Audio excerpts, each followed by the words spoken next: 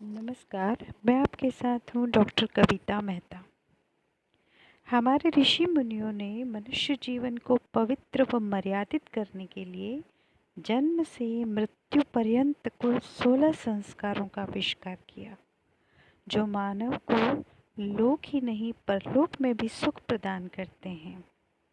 तो आइए जानें वो संस्कार क्या हैं।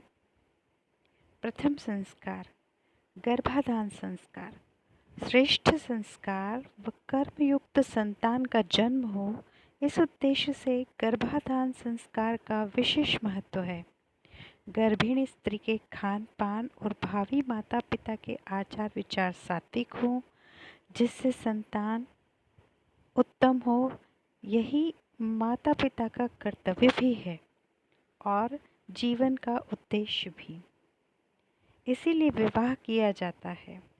विवाह के पश्चात मृगशीर, अनुराधा, श्रवण, रोहिणी, हस्त तीनों उत्तरा नक्षत्र, स्वाति, धनिष्ठा, शतभिषा इन नक्षत्रों में सृष्टि तिथि को छोड़कर समागम करें।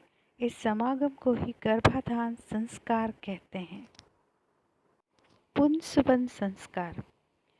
गर्भाधान के पश्चात गर्भरोहण के समय तीसरे माह में गर्भिणी व परिजनों के हाथ में पुष्पादि देकर वेद मंत्रों से पूजित कर गर्भ को स्पर्श किया जाए, ताकि वेद मंत्रों की ध्वनि विकसित हो रही संतान तक पहुँचे व साथ ही घर का वातावरण भी शुद्ध हो, जिसका प्रभाव सीधा सीधा संतान पर पड़ता है।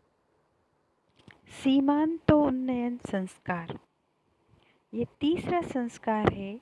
यह संस्कार गर्भ के 6वें माह के अंत में यानी 7वें माह की शुरुआत या फिर 8वें माह में किया जाता है।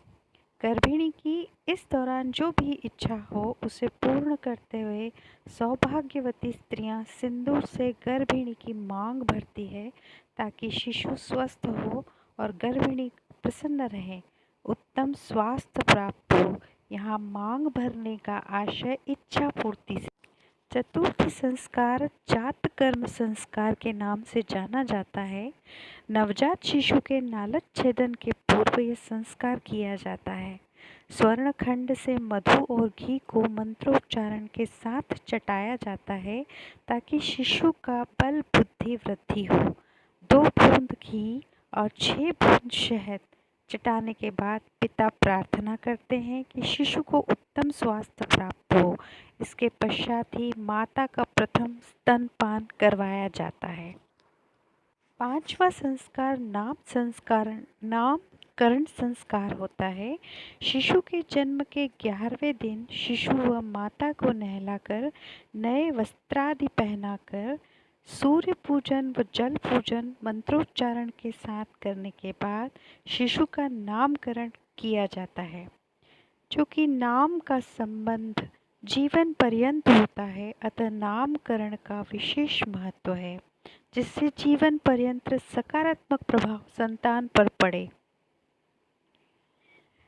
इसीलिए इस संस्कार को किए जाने का विधान है। शेष अगले भाग में। धन्यवाद।